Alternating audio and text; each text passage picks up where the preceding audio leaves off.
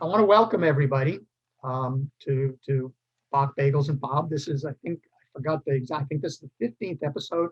This also marks our 1-year anniversary. It was a year ago at the end of May that I did the first show to try to be connected with everybody. And now as we're coming out of it, it's great to celebrate the anniversary. I start by saying, showing some pictures and making mention of the fact that a lot of stuff that we'd done. Oh, sorry, you hadn't won, Ray. A lot of what we've done, we have we did a virtual summer festival last August, and we just completed a virtual spring festival, which will start showing on Sunday evenings, starting next Sunday at 7:30 on YouTube Premiere, which is a wonderful thing. If you're not familiar with it, it's a way to upload a video and then show it at a specific time. And while you don't see everybody like we see each other on Zoom, you're still able to comment and say hi to each other and say, wow, I enjoyed that. Or wasn't that terrific or something. So it's still like being together, even though we're not physically together. And I have a lot of performances. They're going to be solo performances, one group performance. The Evergreen Trio is returning to do another performance. So many of you are get the newsletter list. The next newsletter will go out Tuesday night, and we'll have the links to all 3 concerts, which are on June 6th, 13th, and June 20th. So I hope you'll join us for that. But it's possible, and a lot of things we've done are possible because of collaborations within the Madison community. So I want to recognize some of the Madison groups. And now that we're starting to open up, I hope you will all start to support the businesses that have had it so difficult. It's been so challenging for the past year. And now that we're opening up, I know we're trying to eat out when we can. Still a little bit anxiety. So I mostly go to places that I can eat outdoors, but it's so nice. And so I want to recognize those who have contributed and helped make it possible. So this is the Madison Community Arts Center. It's where we have been filming our virtual concerts. And we are going to be doing 2 outdoor concerts in this summer. They're free. They'll be about an hour, a little over an hour, maybe an hour and 15 minutes long. And they'll be mostly small scale, but still wonderful. If you look, I don't know if you can see my cursor, but if you look at the picture in the lower right-hand corner, that is where the Madison Community Arts Center is. And off in the lower left-hand part of that, you see a kind of an awning that covers a pavilion. And the orchestra will be in that pavilion area, and the seating will be on the grass. So it'll be kind of like bring your own blanket. There'll be some chairs set up right along the walkway here. And it'll be free. And the Madison Community Arts Center is located, as you see, on 10 Kings Road in Madison. It's about a block and a half away from down the street from Grace Church, where many of you have come to enjoy the orchestra. And it's a couple of blocks from downtown Madison. So you can come, the concerts will start at 4 o'clock, run about an hour, maybe an hour and 15, 20 minutes. Then we can all say hello to each other. And there's some of the most wonderful restaurants just a few blocks away. So I think it should be a wonderful experience. Again, it's July 18th and August 29th are our 2 free outdoor concerts. Madison Community Arts Center, and thanks to Eric Hathan, who has been so helpful as the director in our collaborations. We do a lot in collaboration with the Madison Arts and Cultural Alliance and Madison Downtown Development Commission. Those are the ones who have made the Community Arts Center possible, and the Arts and Cultural Alliance is responsible for so many great events in the Madison area, including the Holiday Arts Festival, and many events that have made the Community Arts Center even possible. We are dependent on and grateful to Morris Arts for a grant that comes every year and helps us to exist and to produce concerts. We collaborate with the Morris County Tourism Bureau, a wonderful organization here in Morris County.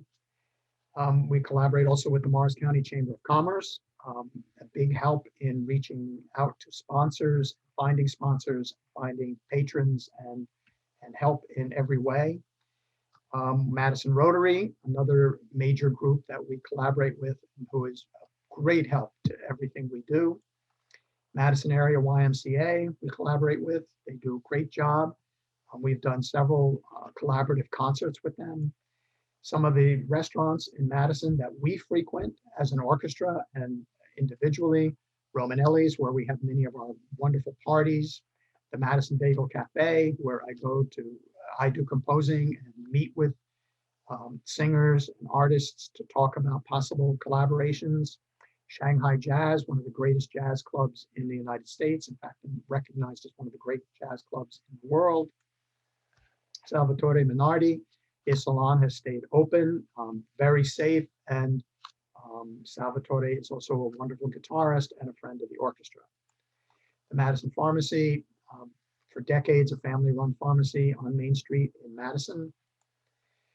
And this broadcast, as many of our things, are also made possible by Evan Ardell Financial Services. I see Evan has joined us, so you can find Evan on your screen and say hello to Evan. Evan has been a big supporter, and Evan is also a cellist in the orchestra. Also helped by Sound Ledgers, run by Andrew Massini. Andrew Massini is on the board of directors of the orchestra and is a help and is a wonderful accountant and big if you need any work in that area. But mostly we're reliant on listeners like you, our friends. And I thank you. So many of you have been so generous over the past year. Any donation helps. There's nothing that's too small. There's nothing that's too big either, but there's nothing that's too small. And everything helps us to produce these shows, to keep the orchestra going, to pay our bills, because there are bills. Even when we can't produce a concert, we still have bills to pay. And it's all made possible because of you. And we are so, so grateful. If you wish to send us a check, this is our address, the Baroque Orchestra of New Jersey, 531 Herrick Drive, Dover, New Jersey, 07801. Or our new website is up and running. You can just go to www.baroqueorchestra.org and you can make a donation online. We are trying to make it as easy as possible for you to work with us. If you wish to be on our newsletter list and you're not, send me an email. This is my email, boblute@aol.com. And I will be happy to put you on our newsletter subscription list immediately. We send a newsletter out at least once a week, sometimes twice a week. It's mostly with news of events, links to things that we have coming up, information on our artists. Many of our artists have gone on to do recordings, to do film work, and to perform with other major orchestras. And we like to share that information with you. So just if you're not on the newsletter list, just drop me an email and I'll be more than happy to do that immediately. Today's episode is an episode that means a lot to me. I mean, how often do you get to talk about the operas of Richard Wagner? It's a rare opportunity. How often do you get to conduct them? I consider myself so incredibly fortunate that I've had the chance to conduct the Valkyrie, Das Rheingold, and Siegfried in concert because they're difficult, they're challenging, they're expensive, they're large. They're large in every imaginable way. I mean, the first one I did was the Valkyrie, and we did it. I mean, we had 2 intermissions. They were short, but the whole performance started at 3 and ended at 8:45. So we were there for 5 hours and 45 minutes, and we'll talk more about that later. But today, it's because of a very special discovery made by Jude Pfister, whom many of you know. He's been a guest before, and we've collaborated with Jude. Jude is the Chief of Cultural Resources at Morristown National Historical Park, works with the massive Lloyd Smith collection at Washington headquarters. But before we meet Jude, I'd like to play a little bit of Wagner that is not the Ring, and then everything else we discuss and play today will be the Ring. But I wanted to start with just a Wagner overture, one of my favorite overtures, not just by Wagner, but by anybody. So let's listen for a couple of minutes to some Wagner music, the overture to Die Meistersinger.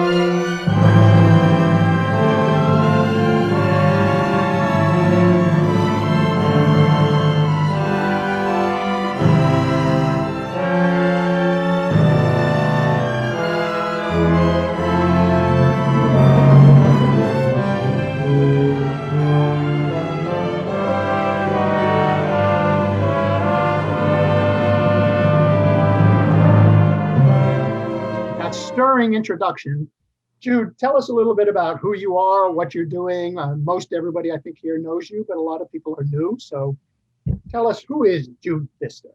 Who is he? Well, I wish he was as compelling and as engaging as that overture, but Jude is the Chief of Cultural Resources at the Morristown National Historical Park, as you mentioned. I oversee the museum, archival, and library collection, and the Wagner letter comes from the archival collection, the Lloyd W. Smith collection, as you mentioned. I've been at Morristown for about 16 years, and probably the Lloyd Smith collection is one of the last unknown, untapped resources of this size, probably in the United States. Most collections of this size have been digitized, cataloged, etc. So when something like this pops up, most folks express surprise, shock, whatever, that something like this exists at a site, at a historic site that is ostensibly about George Washington and the Continental Army. So it is a surprise, but if you step back and look at the larger frame of Lloyd Smith, he died 1955, born 1875. Look at the larger frame of Lloyd Smith and his place in collecting in America in the first quarter of the 20th century. It does make sense. What doesn't make sense is that this collection is not digitized. So in that sense, everything that comes from this collection is a discovery. Thank you, Jude. Next, we're going to meet Kelsey Taormina. But before we do, I'll play a little more Wagner, and she'll tell us who she is and what she does. A little bit later, we'll talk actually specifically about the Wagner letter. One of the great experiences I've ever had as a conductor was when I conducted the Valkyrie, which hard to believe was 2005, or 16 years ago. But I remember the first vocal rehearsal we had. And I don't think anything I'd ever done in my life prepared me. And we started with the third act. So I don't think anything had prepared me for the sound of 9 Valkyries singing at the same time. All of this Valkyrie music, which is just so powerful and so unforgettable. And of course, the Ride of the Valkyries has to be amongst the most famous pieces of music ever. So as an introduction to talking about Wagner's letter to King Ludwig, who helped finance the whole Ring cycle, let's listen to that opening of the third act of the Valkyrie, just so you have an idea of what that music was like.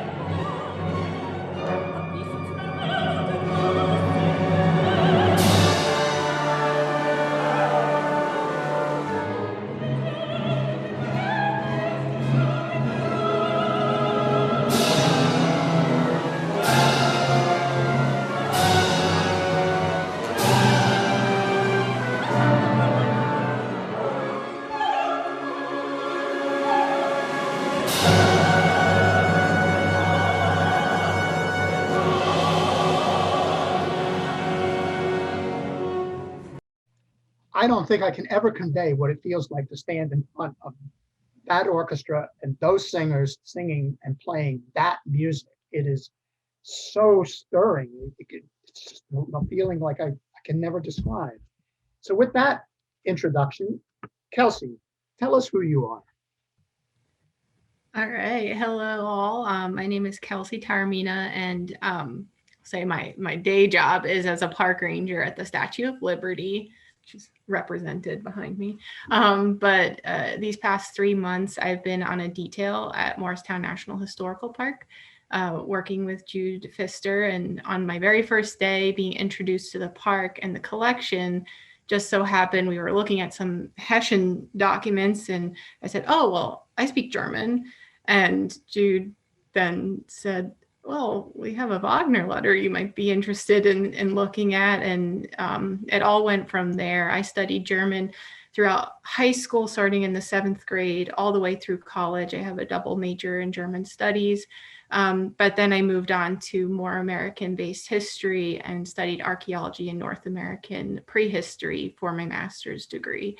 So I just have a general interest in history, but Wagner and Ludwig are such an important part of German, more specifically Bavarian history, and they're just such interesting and unbelievable characters for the 1860s and on, where the United States was going through the Civil War and this major change, and then you've got Wagner and Ludwig living in kind of a dreamscape almost. So I was pretty excited to get the chance to look over the letter, to try to translate it, although we'll talk about that a little bit later. It wasn't perfect. And so that's my basic story. And that's it.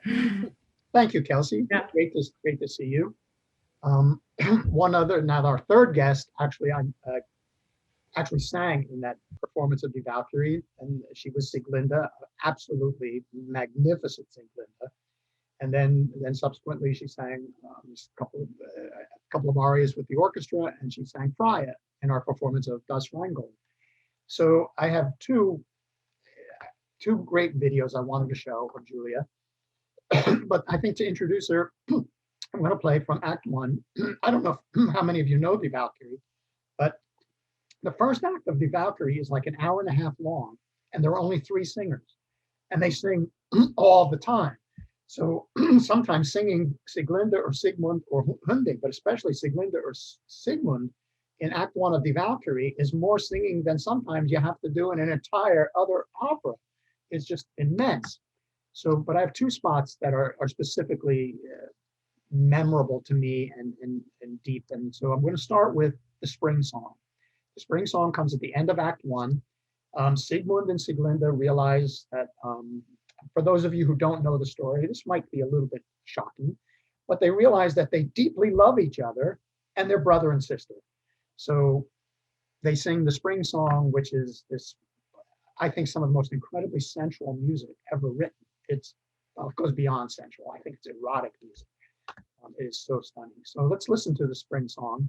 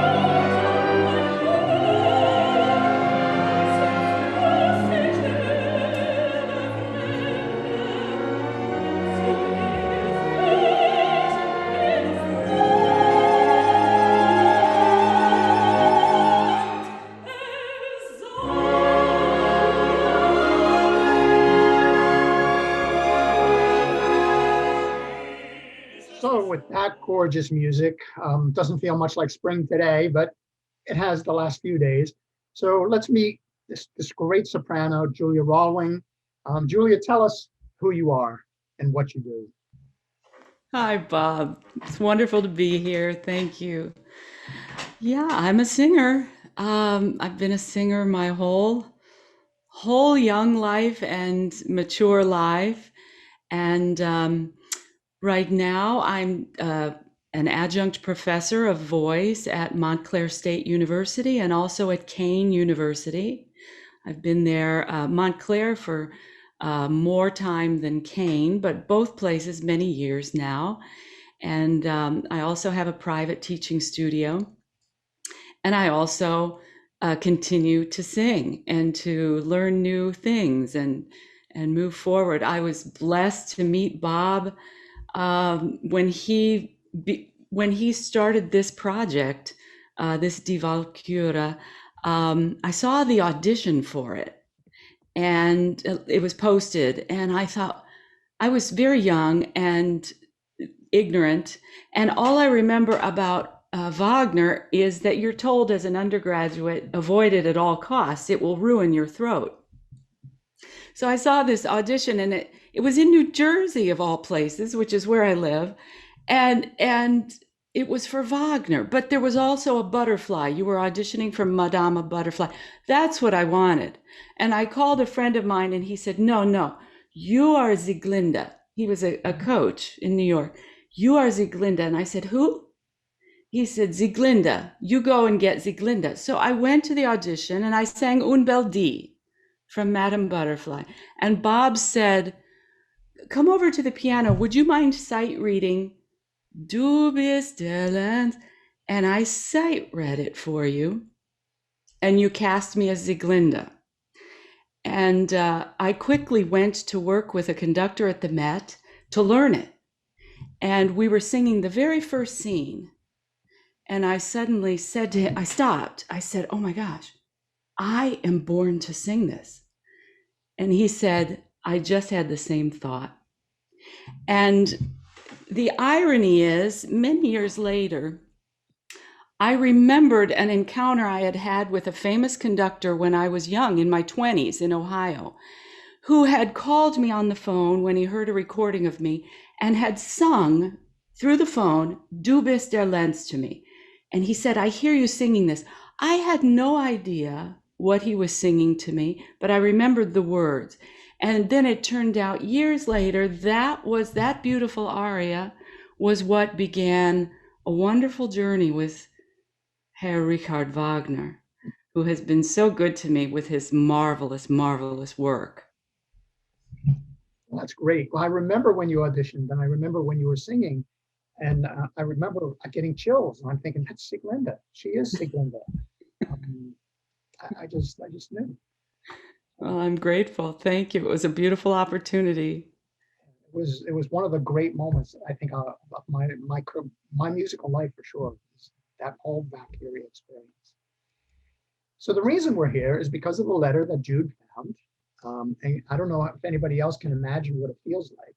But I remember when, back many years ago now, when we first met Jude, he said he has a letter from Richard Wagner. And I'm thinking, no, you don't just have a letter from Wagner. But of course, this was after he told me he had an 1693 manuscript of Scarlatti opera, which I didn't believe either, but he did. So at this point, if he ever tells me anything he finds in the collection, I'll believe it.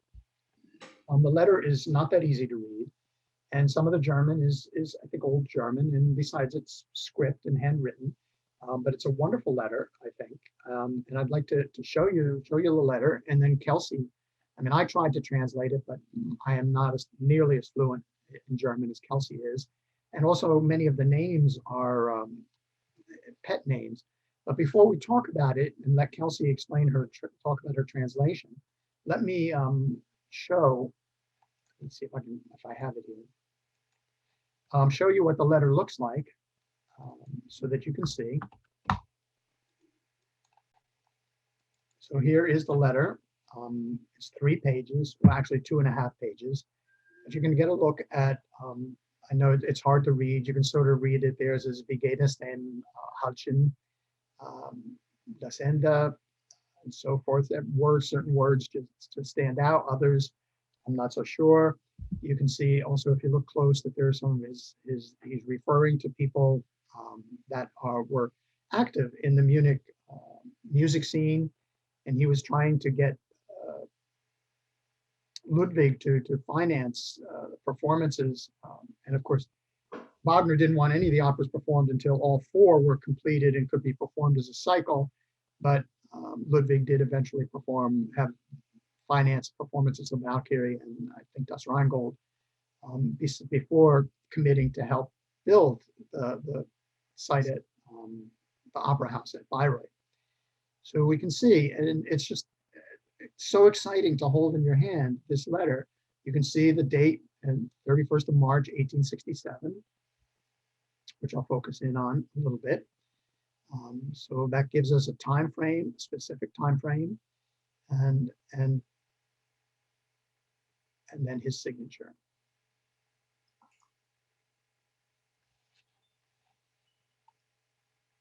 So it's a remarkable discovery, and to think it's right next door here in Morristown that these things are being discovered. One of the things that I liked about the letter, especially in Kelsey's translation, is it shows a different side of Wagner than maybe the history books show. I always had this image that he totally used Ludwig and that he only saw Ludwig as a source of money, but there's a very affectionate element to the letter, I think, especially as Kelsey translated it. So Kelsey, what can you tell us about what you learned and what some of these names and references are that Wagner had all these pet names that he and Ludwig shared? So I will have to say, when it came to translating the letter, I started right off the bat, just a straight read, trying to translate it. Then I printed out old lettering to see if I could match it up, because the German language has changed a lot from the 1800s into the 1900s.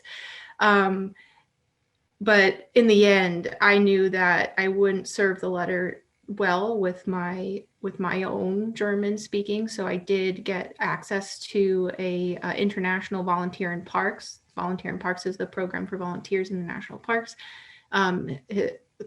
So through our liaison in the Washington office, and I have to thank the Volunteer in Park, Christoph Spate, for doing most of the main translation. But then I had to go back and find these references because there were first names used or pet names used. And so even though the person who was fluent in German, he wasn't fluent in the history of Wagner and Ludwig. So I do have to say I didn't do the kind of cold translation, but I had started to see things in there that definitely showed me it was an affectionate letter, especially starting out saying, dearest loved one, for my sublime lovely one, or it could have been translated as for the greatest man on earth, basically. And he's using these references that show that the relationship between Ludwig II and Wagner was much more than just financier and artist. It was a loving relationship. And so even up to the last second of me looking over and trying to figure out who some of these characters were, it wasn't the easiest thing to get through. There are also old German words, and I like that you chose to show the performance of the aria of Du bist der Lenz, because he references Lenz in his letter, and Lenz is the old German word for spring. You wouldn't say Lenz today, you'd say Frühling. And so it definitely seems like between the two of them, they already live the opera. They already know the characters so well. And so it makes sense if he throws in there a reference to spring as the Lenz, or if he throws in a reference to Parsifal or to Siegmund or all these different characters, because between the two of them, it's like a language they share. The operas that he's written is a language they share. Yeah, it was great. For those who don't know Ludwig, Ludwig was the king of Bavaria, infatuated with romanticism and castles and knights, and especially with Wagner operas. He built castles, one of the most famous castles in the world. If you have a gallery screen and you see one of our attendees named Richard Yee, behind Richard is Neuschwanstein, which is Ludwig's most famous castle, but he built several, and he would design the rooms in the castle to represent sets from scenes of Wagner's operas. So it's just a remarkable study in general, and to get all these references. So thank you so much, Kelsey. You helped me understand the operas a lot more, and have come away with a different picture of Wagner. I want to play my favorite moment from Die Valkyrie, which is hard to say because there are so many wonderful, wonderful, incredible moments. And we'll go back and talk to Julia again. But it's in that third act. I think the most chilling moment, I still get chills.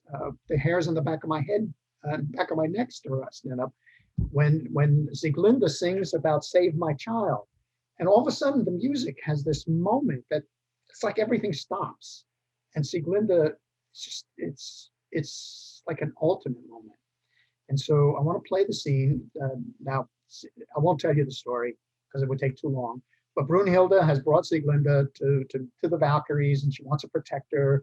And SIeglinde basically Sigmund has died, and she doesn't know what to do until Brunhilde tells her she's pregnant and she's going to give birth to the greatest hero of ever. And then SIeglinde says, "Well, you must save me and save my child." And it's just an incredible, incredible musical operatic moment. So before we talk to Julia again, let me get it set up. And let's watch Sieglinde's this big moment. And it's interesting when one studies the Ring in general, this moment, the music that Sieglinde sings, that Julia sings at this moment, it's the first time that this motive, I mean, everybody knows that the Ring is filled with these leitmotifs, but it's the first time that this motif actually appears in the Ring. The Valkyrie is the second opera of it. And then it doesn't really appear again until the end of Götterdämmerung. So it's not just this great moment, but it's this moment that comes back in this transformational, transcendental way at the end.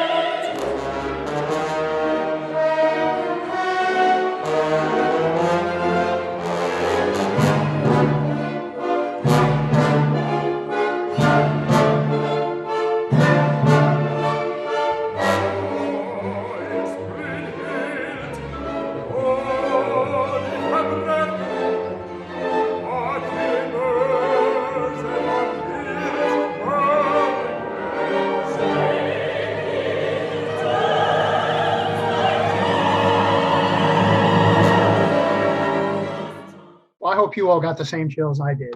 That is such an unbelievable moment in the whole opera repertoire. So Julia, what can you tell us some of the challenges of singing, well, any opera, but Wagner are the challenges different from singing Verdi or Puccini or other operas? Yes, it's very, very different actually. And maybe this is why it sort of came as a surprise in my life that I was supposed to be doing it. It's a different sort of vocal production in a way, because it's completely dependent on your breath. Now, all opera is in some sense, but Wagner has much longer lines than many, many other composers. And you have to breathe far more often. But more than that, because the orchestra is so thick, um, the amount of color that's demanded in your voice, especially in the middle part of the voice. You know, a soprano usually has a lot of color at the top, but because the orchestra is so thick, you can't be heard unless you have a maximum amount of color in your voice, especially the character of Sieglinde, who is sort of middle range. So in order to find that color, I had to learn a specific to Wagner type of breathing, which involved the entire body.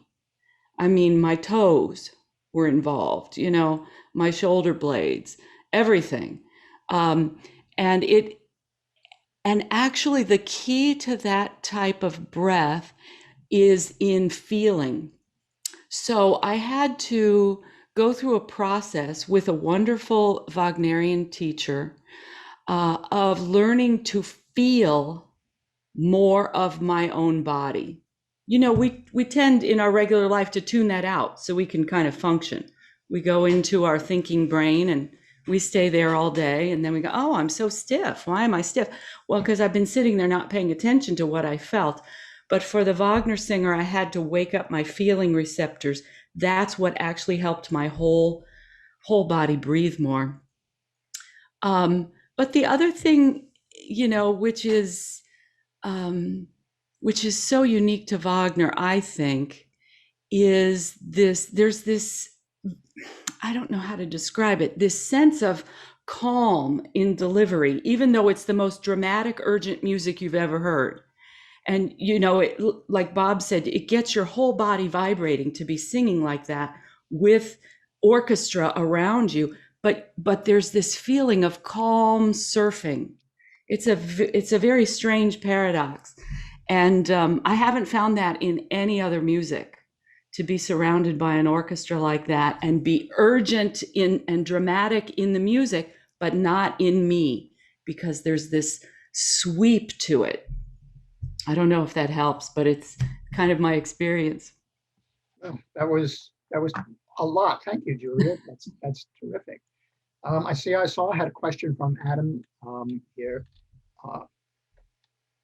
and one from Kim. The one from Adam is whether Wagner was just buttering up Ludwig, or what is the examples of his relationship. It's hard to say. Wagner was such a complex person.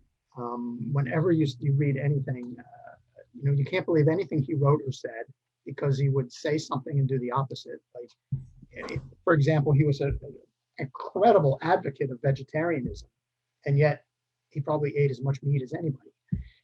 So there's these two sides to him, and he was not a good business person. One of the interesting things when you study music history is Verdi and Wagner were exact contemporaries, both born within a few months of each other. And yet Verdi died wealthy because he was a good businessman. Wagner died practically in poverty, and never had, you know, he's constantly moving from one place to another. And so it's hard to know when he was sincere and what wasn't sincere. But the more I read this letter, the more I think that there's some genuine affection. I think it's genuine. Kelsey, would you agree? Just the language, the way it's written, it reads genuine to me.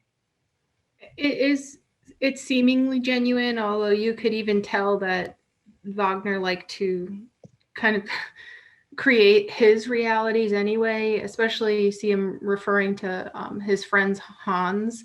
Hans von Bülow was the husband of Franz Liszt's daughter, who then Cosima became Wagner's second wife. And in it, Wagner's like, oh, you know, I hope there's no like hard feelings basically between me and Hans. And you kind of know there are hard feelings between him and Hans. Throughout Hans and Cosima's marriage, Wagner fathered 3 of their children. So, you know, the feelings are not mutual, I'm sure. But Wagner definitely was like, oh, he doesn't care. He's fine with it. So yeah, you could definitely tell, although I don't think that he would divulge such personal details to Ludwig unless he really trusted him in some way. I totally agree. But that's as much as I can answer, Adam. It's much as I know. Kim's question about whether the letter has received attention in musicological circles, and the answer is I don't think anybody knows is aware of it. I'm hoping that through this show, through Kelsey's translation, and she wrote an incredible blog article. Let me I do have it, so let me type it in.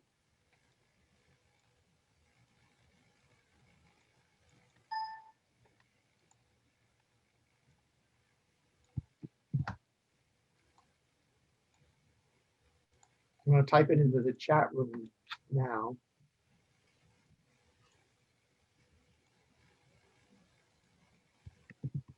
The letter is quoted here, and Kelsey's entire translation is at this address. It's easy to remember: Morristown HP Museum blogspot. Oh, hpmuseum.blogspot.com, and it's an incredible article. It should be known, in my opinion. Every Wagner scholar should know this, Kelsey's translation in the article, and every Wagner enthusiast should know it. And everybody should contact Jude to have a chance to. We're hoping to do a recital as soon as we can, in which I'll get some singers to sing some Wagner in recital at the museum, and we'll have the letter out there for people to come and actually see this rare and very precious historical document.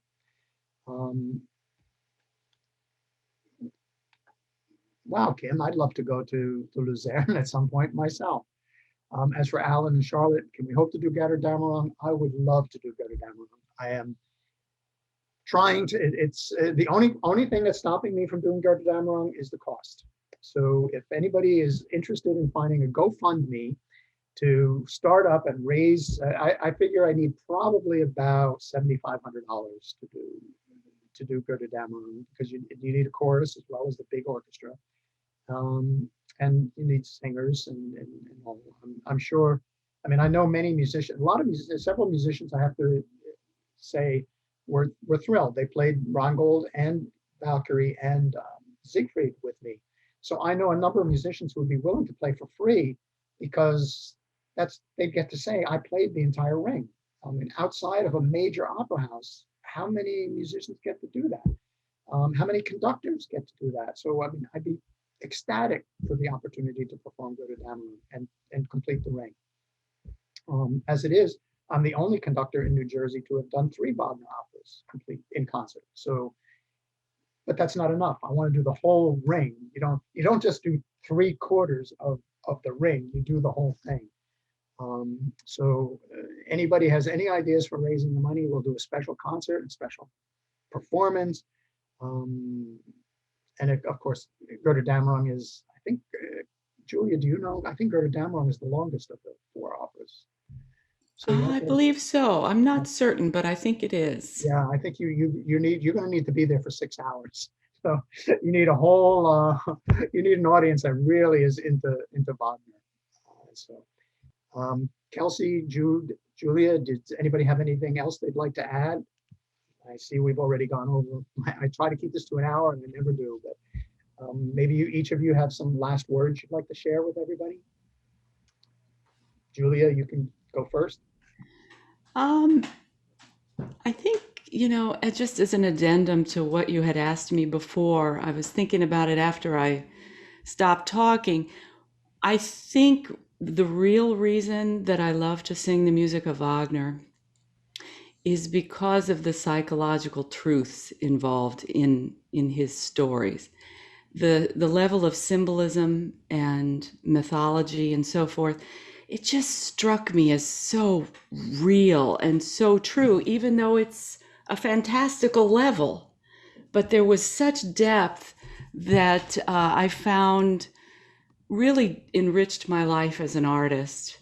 And I don't know if many of you have read the book by M. Owen Lee called Wagner, The Terrible Man and His Truthful Art.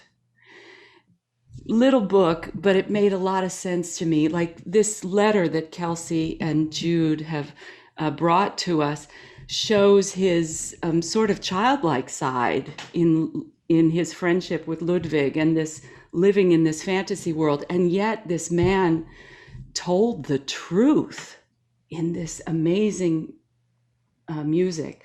And for me as an artist, it was just a great privilege, and I hope I get to do more. Hope so. Hope we get to do it together.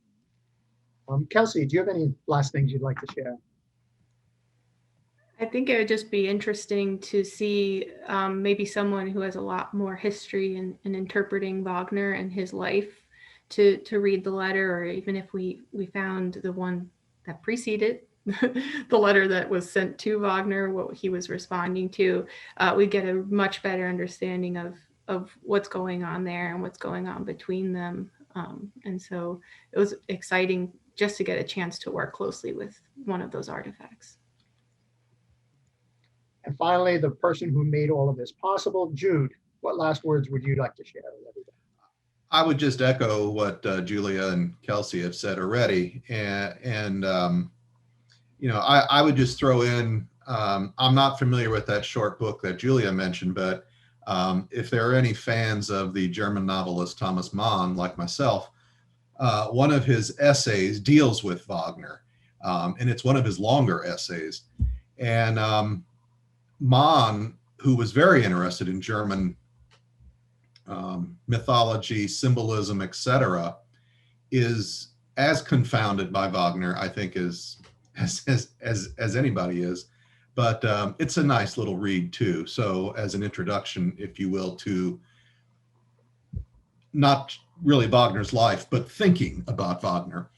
But anyways, I would also say, I hope we can, I'm not going to say hope, we will do it sometime, do something at the park. You know, things are opening up at various speeds here and there. And I want to be able to have the letter out for people to see. That's paramount. And just, I think Bob mentioned earlier, kind of carrying off what I said in the beginning, our collection is not digitized, so nobody really knows it's there in the way that people research in the 21st century. So, so yeah, you know, word of mouth programs like this, I just, if anybody has ideas or thoughts, we're happy to hear them. And I can just only thank Bob for this opportunity to present this item from our collection. Okay, anybody have any final comments, questions? Okay, it's terrific to see you all. Thank you for joining us. Thank you especially to Jude, Julia, and Kelsey for being such wonderful, wonderful guests. I hope you all had a good time. I hope you have a great holiday weekend, even though it's rainy and dreary and cold. But I think this is the way our weather is right now. It's up and it's summer, and then it's late winter, and then it's summer again. So it's good to see everybody. Miss seeing you. I can't wait till we can see each other in person, hopefully real soon.